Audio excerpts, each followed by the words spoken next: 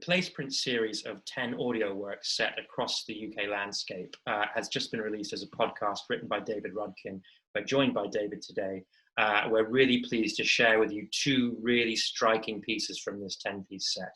One of them is called Grimm's Ditch, which is performed by Juliet Stevenson, Toby Jones, and Jack Wilkinson.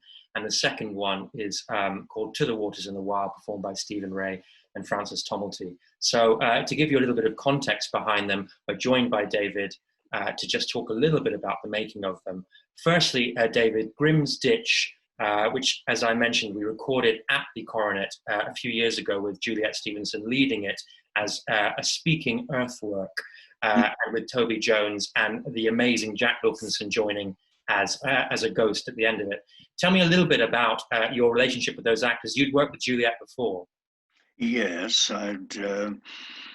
I did for the Royal Shakespeare some years ago. I did a translation of the Euripides Hippolytus. So that was how I first came to work with Juliet. And while I was hearing Grimm's Ditch, I began to hear her voice. That's, I think, how you happen to be hearing her today.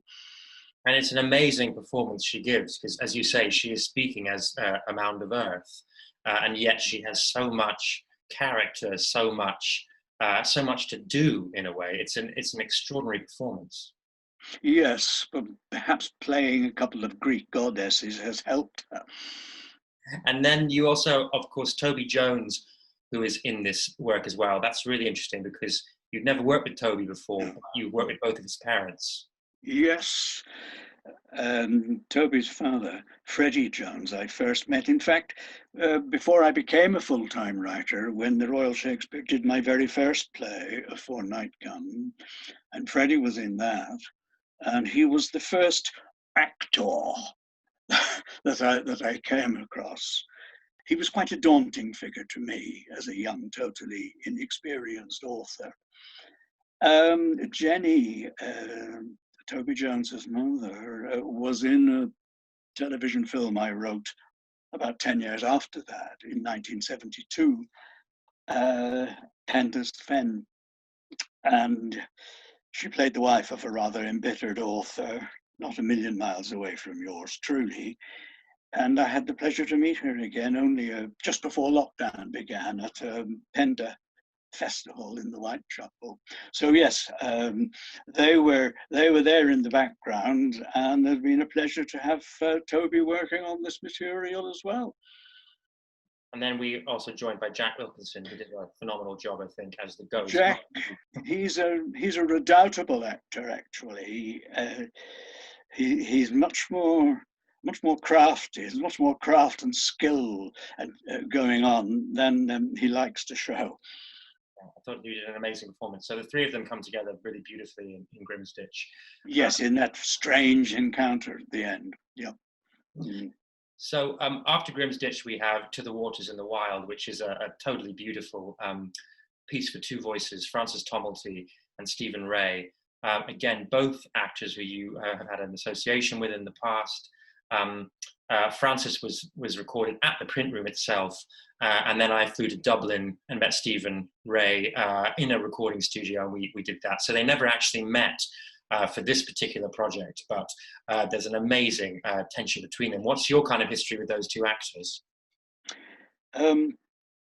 With Frances Tomelty, my history with her began again with her father, Joseph Tomelty, who was a very famous old-fashioned Ulster actor whom I knew very slightly from my work in and out of the university in Belfast in earlier years.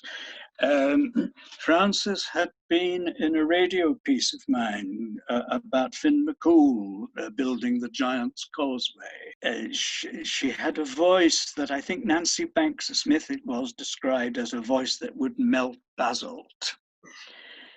And I heard her as the Loch in this story. There are two voices at work in number 7. There is the Loch herself, and she speaks rather like a woman who has been abandoned, but one day the man comes back to her. That's the kind of wrong footing technique we use at the beginning of it.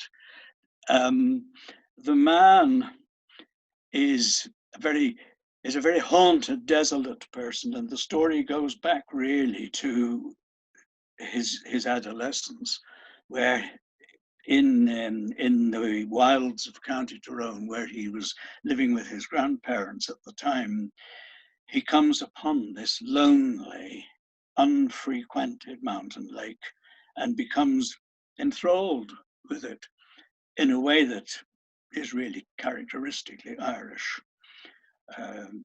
And the story dramatizes that sort of enthrallment. I hadn't worked with Stephen personally before. I very nearly had, but he makes up for lost time, no doubt about that. And I mean, is there something autobiographical at all in this final piece? Does it draw from your own childhood? Yes, it's the most personal, I think. I think I'm exercising something quite personal here. It is a measure of that, even though almost every single piece I write has got a lot of my own demons in it. The measure of how personal the Irish piece is. The measure is that I wrote a story when I was about 17 about this lake and about this lad's relationship to the lake. And of course, it's a desperately bad adolescent piece, but something in me forbade me to destroy it. And I don't know where or how I kept or even found it, but somewhere it was. And when I was giving or selling part of my archive to the British Library, I came upon it. And I thought, I've not heard the last of this story. So I went back to it and worked it from a much more mature viewpoint. And that's the one you'll hear. I think of the set of 10, they're two incredibly striking examples of what you do in this incredible form, this place print form that you've developed. You know, I'm reluctant to say favorites, but they do stand out to me as two that I kind of go back to, even though we've worked on them together for a long time. Grimm's Ditch is just an epic, beautiful story with so much detail in it and such a beautiful, vivid description of the land and of a complex trio of relationships. And To the Waters in the Wild is absolutely haunting and beautiful in every way. And so they were a real joy to make. And I think it's a great thing that people who may not know the PlacePrints series get to experience these two. We've got a combination of Grant G's films. He went on location to both places and shot something very short with David describing the genesis of the works. And then, of course, you can listen to the pieces in their entirety. So I really hope you enjoy them. Thank you very much.